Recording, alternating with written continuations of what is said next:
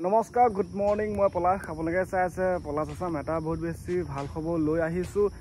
SSC GD কনষ্টেবলত যোনসকলে অসমৰ পৰা বিশেষকৈ ল'ৰা ছোৱালীসকলে যদি এক্সাম দি থৈছে তেওঁলোকৰ লিষ্টটো কম পাই গ'ল এক্সামত কোনে কোনে সিলেকশ্যন হ'ল ফিজিকেল দিবলৈ মানে ল'ৰা ছোৱালী এতিয়া ৰানিং হ'ব তাৰপিছতে মেডিকেল তেওঁলোকৰ ডকুমেণ্ট ভেৰিফিকেশ্যন ফাইনেল লিষ্ট প্ৰকাশ পাই যাব এইবাৰ অসমৰ বহুতখিনি ল'ৰা ছোৱালী এছএছচি জিডি কনষ্টেবলত এক্সাম পাছ কৰা বা ফিজিকেল দিবলৈ যোনসকলে কোৱালিফাই হৈছে তেওঁলোকৰ 100% গ্যাৰাণ্টি দি কওঁ সকলোৱে চাকৰি পাব যদি ভগৱানৰ কিবা যদি মেডিকেলত একো অসুবিধা নহয় তো চাকৰি কিহনে পাব বুলি কৈছোঁ বৰ্তমান কাটঅফটো কম গৈছে কাটঅফটো কম যোৱাৰ কিছুমানে কৈছে যে এক্সামত কুৱেশ্যন টান অহাৰ কাৰণে হয়তো এক্সাম মানে ভালদৰে মানে ভাল নহ'ল তো সেইকাৰণে কাটঅফ কম গৈছে আৰু কিছুমানে কৈছে যে কি তো পৰীক্ষা এনেকুৱা ভাল বেয়া হৈছে কিন্তু মানে কাটঅফটো কম গৈছে কাৰণ ভেকেঞ্চিটো বেছি আছে তো এতিয়া দুইটাও হয় এইবাৰ কুৱেশ্যনবিলাক টান আহিছে কাৰণে কিছুমানৰ পৰীক্ষা অকণমান কম নম্বৰ পোৱাৰ কাৰণে কাটঅফটো কম গৈছে প্লাছ ভেকেঞ্চিও বহুতখিনি হৈ গ'ল প্ৰায় 5700 প্লাছ ভেকেঞ্চি হৈ গ'ল ইয়াতে ছোৱালীবিলাকৰো আছে ভেকেঞ্চি অসমৰ মানে টোটেল কৈছোঁ অসমৰ আমাৰ অনলি অসমৰ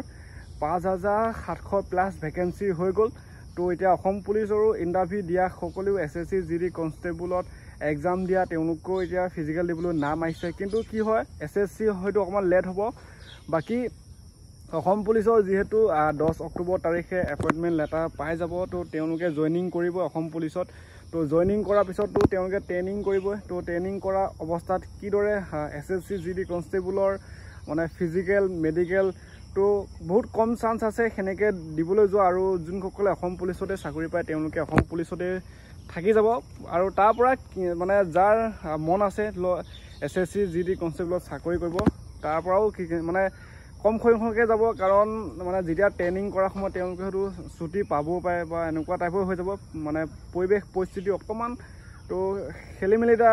হৈ যোৱা চান্স আছে তো সেইকাৰণে কৈছোঁ এছএছচি মানে এছএছচি যোনসকলে চিলেকশ্যন হৈ গৈছে বা তেওঁলোকে সেই কম নম্বৰ পাই থৈছে এতিয়া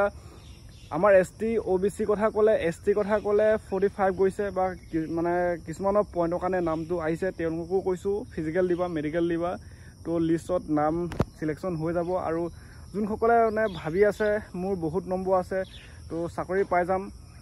তেওঁলোকে কৈছোঁ তোমালোকে চাকৰিটো পাবা 100% জ্ঞান দি কিন্তু তোমালোকে যিটো প্ৰচেছ আছে ফিজিকেল য'ত 5 কিলোমিটাৰ ৰানিং কৰিব লাগিব মেডিকেল আছে সেইবিলাকো ভালকৈ ক্লিয়াৰ কৰিব চেষ্টা কৰা আৰু প্ৰেক্টিছটো আৰম্ভ কৰি দিয়া আৰু অসম পুলিচৰ কথা গমেই পাইছে অসম পুলিচতো প্ৰায় 5000 প্লাছ আমাৰ অসমৰে মানে ল'ৰা ছোৱালীয়ে যিহেতু চাকৰিটো পাই যাব তো এছএছচি জিডি কনষ্টেবলত তেতিয়া মানে জইনিং বা তেওঁলোকক সেই কমি যাবগৈ তো সেইধৰণে কৈছোঁ এতিয়া এছএছচি ফালৰ পৰা ভাল হ'ব যে সেই জুলাই আগষ্টৰ ভিতৰতে তেওঁলোকৰ ফিজিকেল টেষ্ট অতি কম দিনৰ ভিতৰতে হ'বলৈ গৈ আছে ফিজিকেল মেডিকেল আৰু তাৰপিছত মেৰিট লিষ্ট প্ৰকাশ পাব আৰু অসম পুলিচৰো এই অক্টোবৰ মাহতে যিহেতু দি দিব তো সেইটো কাৰণে কৈছোঁ অসম পুলিচ আৰু লগতে এছএছচি জিডি কনষ্টেবলত অসমৰ পৰা বহুতে চাকৰি পাব তো এতিয়া বিশেষকৈ